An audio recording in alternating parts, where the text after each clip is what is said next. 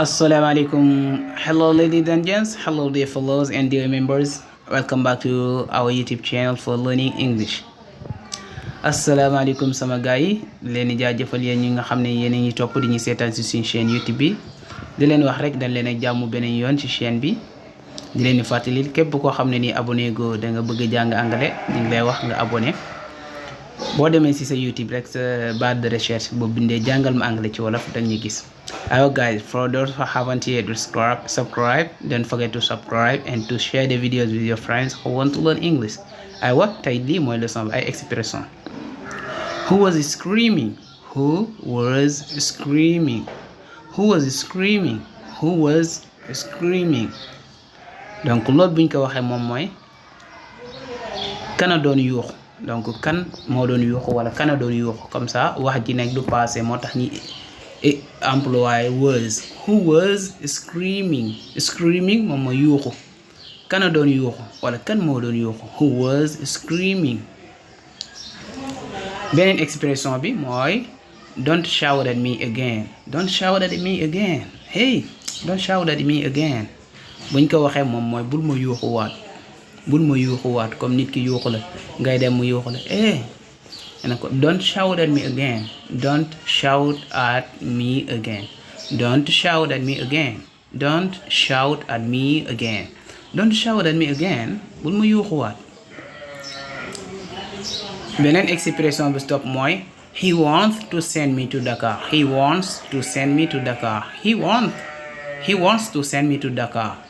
Daf ma bëgg yoni Dakar.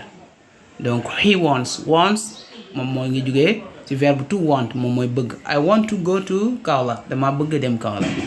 I want to stay here. Dama bëgg des fi. Donc send mu na nek ñi yoni la wala ñi yoni la xaliss. Donc to send money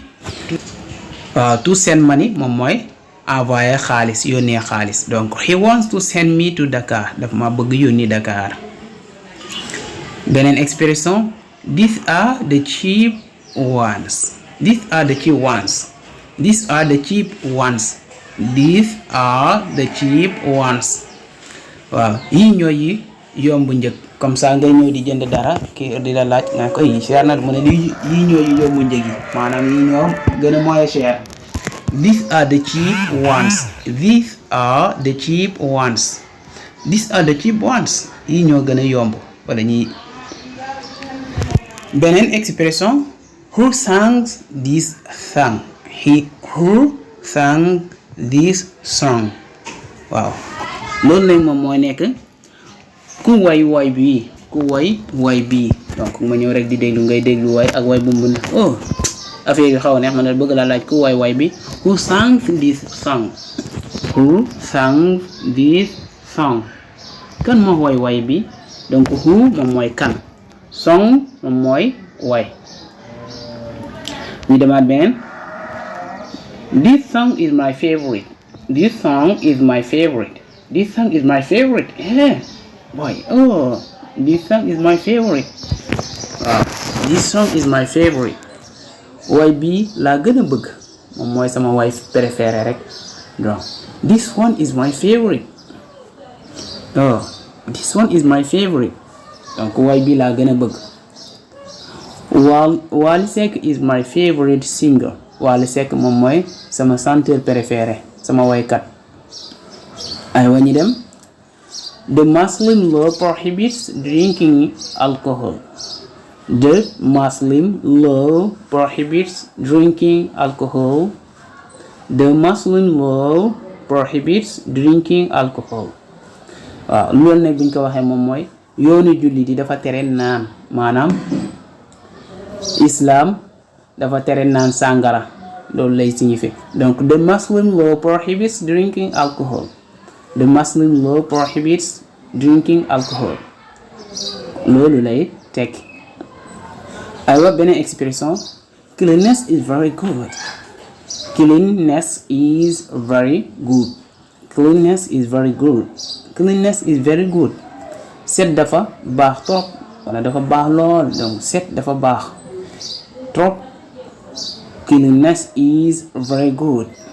Very good maanaam dafa baax trop wala dafa baax lool. Donc cleanliness moom mooy set. clean moom mooy setal, clean comme homo clean.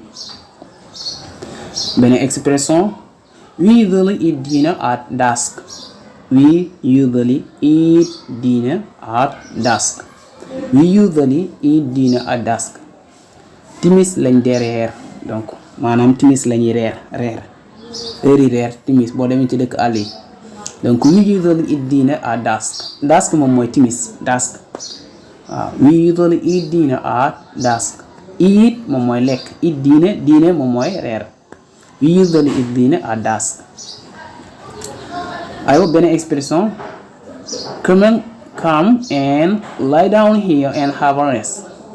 Come and lie down here and have a rest. Come on lie down here and have a rest. Maanaam mooy kaay tëdd fii nga noppalu, kaay donc come. Lie down moom mooy tëdd. Lie down here, you can lie down here, mun ngaa tëdd fii. Donc have a rest moom mooy noppalu. Yeah, I want to have a rest, dama bëgg noppalu waay.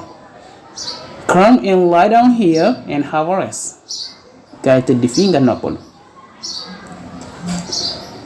It's the afternoon prayer time, let's pray. It's the afternoon prayer time, let's pray. Loolu buñ ko waxee moom mooy tisbaar jot na. It's the afternoon prayer time. Tisbaar jot na, nañu julli, let's pray. Donc the afternoon prayer time moom mooy tisbaar. The afternoon moom mooy après midi, donc foofu la tisbaar nekk waaw. Let's pray mais let's pray. Oui, it's the afternoon prayer time, let's pray. It's the afternoon prayer time, let's pray. Okay guys, thank you also for watching the video, also for listening to me again. For those who haven't yet subscribed, don't forget to do it. Okay guys, see you in another class and take care of yourself.